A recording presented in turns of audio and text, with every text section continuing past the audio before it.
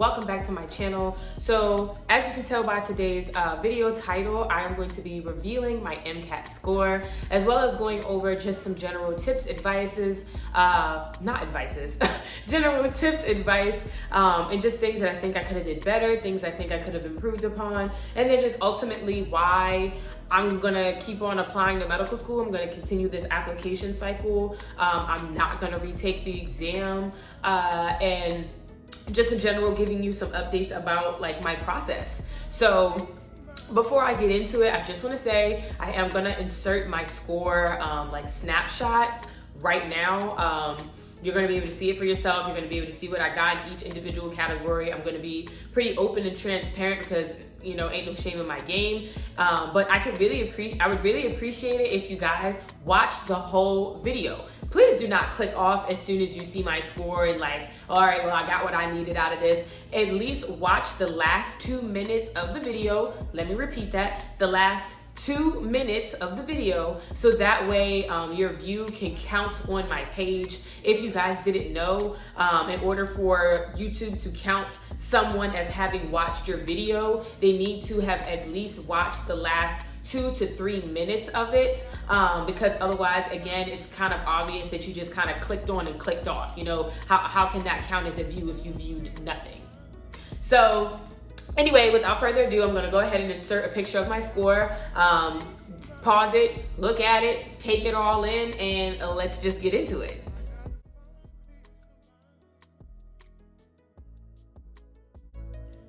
So as you can see on each one of my sections, I got above a 125, which is kind of the minimum for most of the schools that at least I'm applying to. But I really think that that's like a general school rule that for each subcategory, you want to have at least like a 125. I think for one or two of my schools, they actually stated that they wanted at least above a 123. So again, because each of my sections were above a 125, I feel like I'm kind of in the green zone. And then obviously on my car section, I got a near like, you know, 99th percentile score. I almost got a 132. That surprised me. I didn't think that I did that good on my reading section. I mean, granted, I had been scoring that high on the practice exams, but obviously like on test day, you're exhausted, you're tired, like you just don't really know. So I'm actually really, really pleasantly surprised that, you know, I did that well. Of course, the same cannot be said for the rest of the sections. I really struggled in my chem and my phys. I missed, I want to say maybe like 8 or 10 questions on test day because I was just stuck, you know, ruminating on problems in my head and really like panicking and like doubting and questioning myself during the entire section. Same thing can be said on the biology section. My head just wasn't in it. And then for the psych and soc section, by the time I got there, bro, I just didn't even care. Like, by the time I got to that section, I was ready to log off, delete my account, like, and just ghost. Like, I was over it. So considering that I was that apathetic and just kind of like exhausted and feeling beat up during the exam, and I actually have a video of myself post exam day. Like, I'll go ahead and insert a link somewhere here. But I have a video of myself and just how drained and how sad I was. So the fact that I scored a 506, I'll take it. You know what I mean? Like, I also just don't think that it's worth it for me to take the exam again because number one, I doubt that I could get a 130 on my reading section again, or like, let me not say that I doubt, you know what I'm saying? I might be able to, but really it depends on what I'm reading. I'm a person who is pretty good in terms of vocalizing themselves and, you know, content and reading behind, you know, reading beyond the text. And I just like reading into things, you know, I'm nosy, I'm a Libra. So I really do like analyzing text and stuff of that nature. But if it's something like Chinese, like history or like mythology, or if it's something about like ethics and logic and Aristotle, I kind of zone out. Like, that's just not my areas of interest. So depending on the type of passages I get would really kind of determine my score. So I just don't think that it's worth it for me to like take it again and potentially like butcher that. And then to possibly only do like 1 point better on my science sections, because a lot of the schools take your last MCAT. So like, God forbid I get a worse score, especially because it would require me to study within like the next 30 days. Like I would want to take it no later than like the very, very, very beginning of September. And I just can't picture like gaining any relevant knowledge or any relevant test taking skills that would really significantly improve my score. I just don't think it's worth it, especially at the moment, because I am pre-writing secondaries. As of now, I've actually already submitted one secondary and I'm working on my second one. It's in the middle of being edited and reviewed. So I hope to be able to submit that no later than like the end of this coming work week. And then I'm working on Duke's secondary essay. I'm just gonna put it out there because y'all, that thing is long. Like I know that it was notoriously long, like I've heard about it, but it's long, it's multiple, it's a lot. So I just am trying to pace myself and take my time to really digest and answer the prompts as written and in a manner that like puts me in my best, in the best light possible. I want to seem interesting. I want these people to interview me. So I really don't have time to do that and try to do really well on the MCAT all over again. It was hard enough studying while having a full-time job. So I just don't think that I'm going to be able to juggle all three of those successfully. So I'm going to stick with my 506. Now, as far as still applying in general, yes, the heck I am. Why wouldn't I? I feel like for people who tell applicants like, oh, don't even bother applying unless you get like a 512 or like a 510, and those are the scores you really need to be like considered or to be competitive. I mean, I guess, but I feel like everybody has a weakness in their application somewhere. You're not Clark Kent, you're not Superman. So I'm sure that you might have a okay GPA, or maybe your extracurriculars aren't that interesting or unique, or maybe your writing skills just kind of suck. Like there's something that we're all not that great at. So I feel like, why would I beat myself up into feeling like I'm a worthless candidate just because my area of weakness is a standardized test? Like, on top of that, I've also mentioned this in my other videos. I want to say I mentioned this in my very first video, that I don't think that a standardized test score properly translates into who's going to be a good doctor. Like, you could be a brainiac, but if your social skills and like, your people skills and in general, your personality is that of like a cactus or like the Grinch, I wouldn't want you to touch me with a 10-foot pole, let alone share my intimate moments with you as a patient. So I'm just really trying not to let that like cloud my judgment or cloud my head. Like there's no way that I'm gonna get in because my score wasn't good. I'm not even gonna speak that into existence. And I also I got a whole lot of faith. I do. I feel like I have put in the work. I feel like I have a strong, solid application in terms of like me, what I have to offer, what I'm bringing to the table. So I'm expecting it. I'm claiming it. I'm claiming that somebody is going to look at my app and be like, this girl is great. This girl is bomb. This girl is fantastic, and get me in there. So, you can call me crazy and be like, oh, you're saying so many things, but you're saying a whole lot of nothing. If that's what you think, if you feel like you need some statistical hard fact to feel confident about yourself and your application, I challenge you to really take a step back and re-examine yourself and examine like who you put your faith in. You put your faith in yourself. You put your faith in, again, some numbers and some statistics every time. So like, what are you gonna do when you have like some type of impossible circumstance? Like, you're just gonna give up again? Like, you're just gonna count yourself out because it's not like perfect and exact in the cards that you dealt, that you feel like you should have been able to deal yourself? I don't know. I feel like that, to me, that's too much. That's too much internal locus of control. Like, that's too much. Like, now you're trying to like dictate destiny. Now you're trying to dictate hope, and you're trying to dictate future outcomes. I don't deal in the business of death. I don't deal in the business of, as I said, negativity. I try my best not to, at least, because I can acknowledge and recognize that it is very easy to be like, man, like, this sucks, I didn't do this well enough, and just really get down on yourself. So I try my best to talk myself out of those spaces, those mental spaces, those mental cages. And again, speak life onto myself and speak life onto this application. So yeah, I'm still gonna apply with my 506. I'm not gonna take the test again. I'm gonna continue writing my secondaries.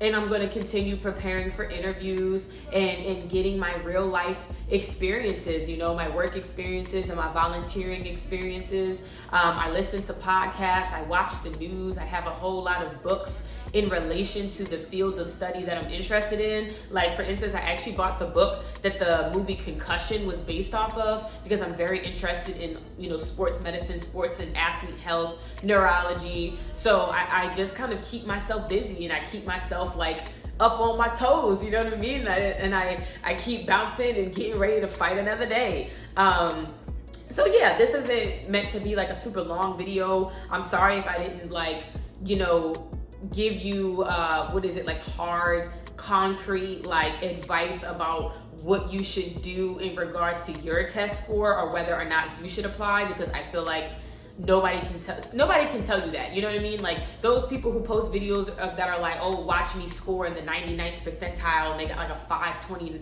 a 520 on the MCAT, and they have this like marvelous, outstanding application. I already told you guys from day one, I don't believe in that.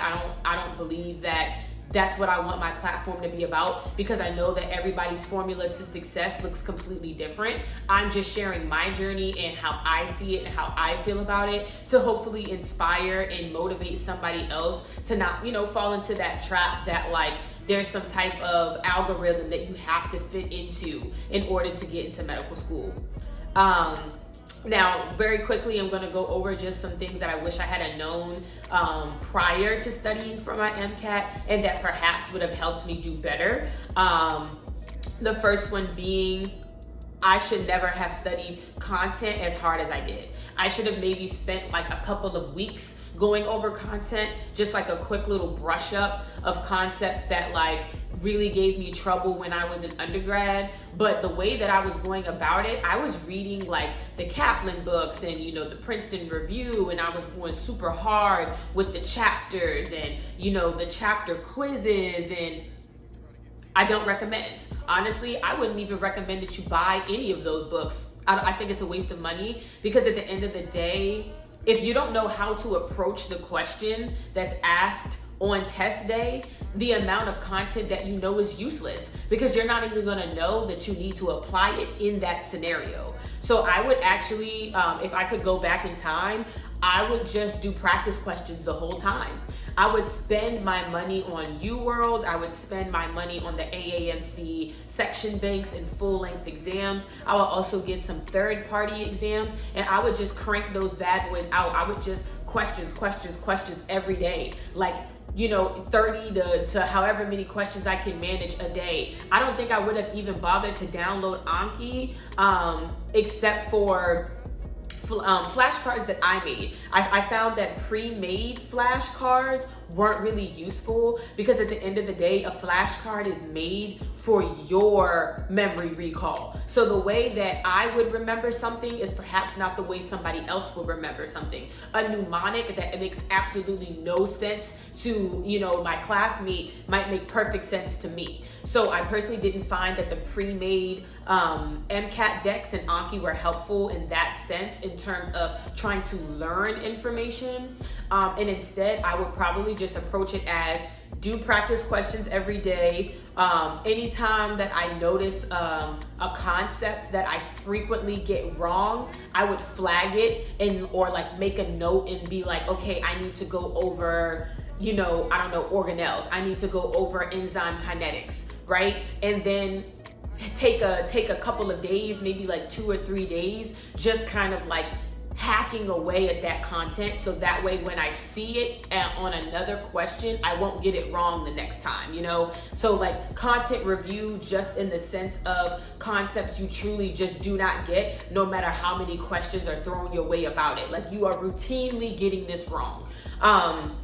Other than that, again, I think the focus is just on how to take the exam itself, having the discipline to sit down for 7 hours without getting exhausted. And I also recommend not taking the exam in a comfortable area. You want to take the exam in an applicable, not an applicable setting, but in a similar setting of what you're actually going to do on test day.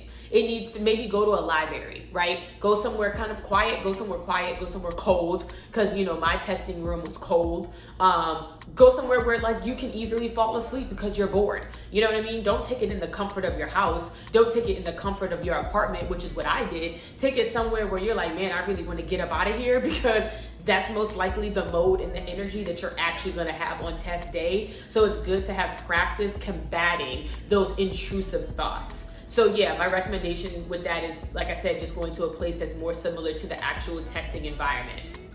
Another thing that I would recommend is like hammering away at your strengths. I know that sounds weird because you've probably heard advice, man, I'm stuttering today. You've probably heard advice of working on your weaknesses to build them up. I disagree. I feel like I did better trying to max out my car section. Like, that was my goal. My goal was to get between a 130 and a 132 on my cars, as well as my psych and soc, because I felt like it was easier for me to do that than to try to learn all these concepts that I didn't understand in the sciences. Granted, as you saw on my score report, I didn't get anywhere near a 130 to a 132 on my psych and soc. I don't know why, but those questions just really were not, they just didn't sit well with me. And to be honest, they low-key kind of felt familiar to the first time that I took the exam. So it felt like destiny that, you know, not destiny because I just got done talking about, you know, avoiding fatalism, but it just kind of felt like, man, bro, like this just ain't for you, dog. And you know, it is what it is, but still, the fact that I focused on my reading so much, it showed in my score. You know what I mean? It was like on exam day, the card section was like butter to me. I was like, yeah, like these passages are kind of boring, but like I feel like I'm pretty, like 9 out of 10 confident that I got the right answer on these questions though. So I would actually approach it as like, try to see if you can max out at least 2 of your sections, and then the sections that you're weakest on, just practice getting through all of them, like as in getting through all of the questions without running out of time. Because again, that's what really killed me, was that I didn't answer a lot of the questions, and I think that if I had, my score in those areas would have been higher than a 125. And then lastly, in terms of like, MCAT advice or things that I wish I did better, I wish I didn't put so much stress on myself. You know what I mean? Like, I really wish that I didn't like kill myself thinking about like, oh my God, I really gotta do amazing on this exam. Like, I was losing weight, y'all. I wasn't eating right. I was exhausted all the time. Like, it was so bad that I ended up having like a neurological issue to where now I hear like heartbeats in my ear. Like, it happens randomly. Like I'll start feeling like dizzy, and then my ear will literally be like, so, and it was from stress. Like, I went to an ENT and everything, and they were like, yeah, that can be triggered by stress and anxiety. So I just really wish that I wasn't putting all that pressure on myself, especially now that I have taken the test and I got the score that I have, and that I'm perfectly fine with it. Like, I'm perfectly happy with the 506. Like, what was I trying to do? Why was I killing myself so much?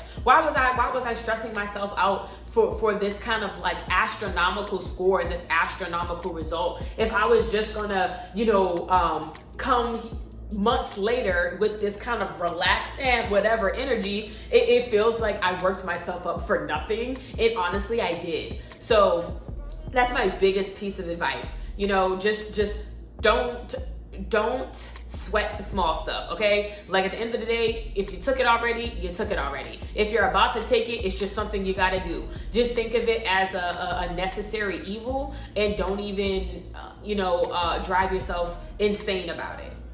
So yeah, I think that's really all that I have for this video.